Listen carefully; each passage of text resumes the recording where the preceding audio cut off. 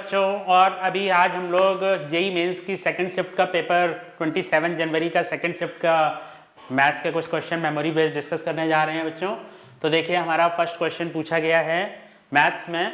Question पूछा गया है कि coefficient of x to the power 12 हमें फाइंड आउट करना है। कोफिशिएंट ऑफ दिस x की पावर 2012 फाइंड आउट करना है इसके एक्सपेंशन में। तो अगर हम लोग इसको देखें तो ये आप ऐसा लिख सकते हैं 1 माइनस एक्स 2008 को हमने एक 7 अलग कर लिया क्योंकि यहाँ पर जो हमारे पास पावर है तो ये आ जाएगा 1 माइनस एक्स, ये आ जाएगा और इधर आ जाएगा 1 प्लस एक्स स्क्वायर की पावर 2007 आ जाएगा। इसको आप लोग क्या लिख सकते हैं 1 minus x and 1 minus x की पावर 3 की पावर 2000। ये हमने आइडेंटिटी यूज कर ली, 2007 आ गया बच्चों।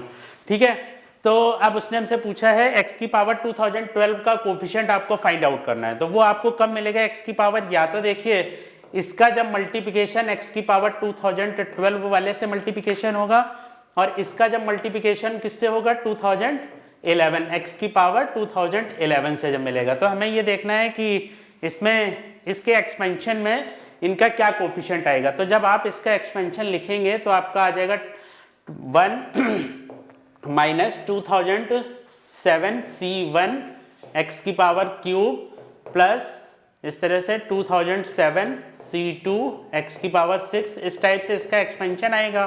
तो अगर हम ये देखेंगे तो यहाँ पर जो हमारे नंबर्स हैं वो कैसे मल्टीपल में आएंगे, 3 के मल्टीपल में नंबर होंगे। तो अगर आप देखिए यहाँ पर अगर हम देखें इस जगह पर तो x की पावर 3 में अगर हम डिवाइड करते हैं तो ये आपका आ जाएगा 3 का जब हम प्रोडक्ट अगर हम यहाँ पर इससे 2012 से अगर हम डिवाइड करते हैं तो हमारे पास कितना आ जाएगा इसका मल्टीप्लिकेशन 2012। अगर आप इसको देखेंगे तो आपका कितना आ जाएगा 3 इंटू 6 18 और ये आपका आ जाएगा 2 1, तो ये आपका आ जाएगा 21, रिमाइंडर 0 670 आ जाएगा। मतलब ये जो नंबर है 670 प्लस 2 टाइप का, ये किस टाइप का जो नंबर है आपका 3n प्लस 2 टाइप का नंबर है।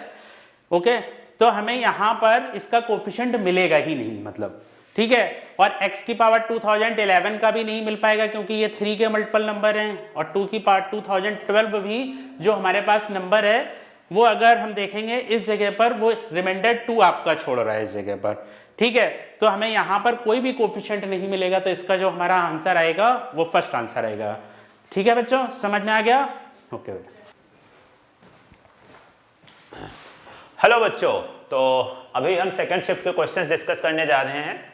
ओके, जिसमें हमारे पास पहले क्वेश्चन मिला है does kinetic friction and static friction depends on surface area of contact and material of surface.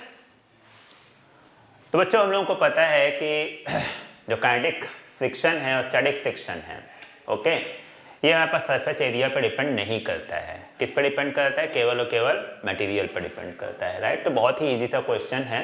तो हम यहाँ पे हमारे पास जो करेक्ट ऑप्शन है, करेक्ट ऑप्शन क्या है? ये है।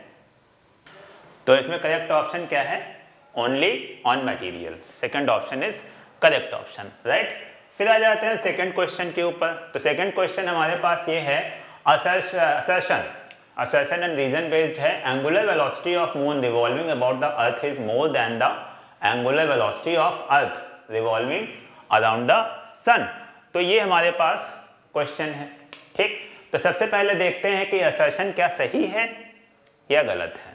ओके, तो एंगुलर वेलोसिटी निकालने के लिए बच्चों हमें पता है कि फॉर्मूला क्या होता है, omega is equal to formula आता है 2 pi by capital T time period. Okay, और अगर हम बात करें मून के लिए तो मून का अर्थ के अराउंड जो रिवॉल्व करता है उसका जो टाइम पीरियड होता है अराउंड 28 डेज के आसपास होता है। तो ये हमारे पास आ जाता है टाइम पीरियड हमने यहाँ पे रखा जब 28। ओके, ये किसके लिए है? ये है मून के लिए।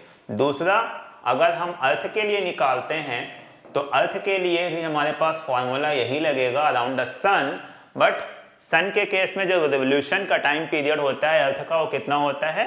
वो होता है हमारे पास 365 डेज। ओके, तो ये हमारे पास आ गया 365।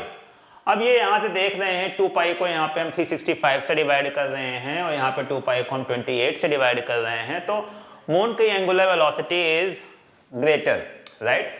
तो यहाँ पे हमारे पास आ गया कि angular velocity of moon is greater than angular velocity of earth. तो यहाँ पे क्या बोला, angular velocity of moon revolving about earth is more than the angular velocity of earth revolving around the sun. So this is correct. Reason is, assertion is correct. अब इसमें क्या बोला है, रीजन क्या बोला, time taken by moon to revolve around the earth is less than the time taken by the earth to revolve around the sun. अच्छा, अब हमने ये जो निकाला है रिलेशन, ये किसके बेसिस पे निकाला है, ये हमने टाइम पीरियड के बेसिस पर ही निकाला है।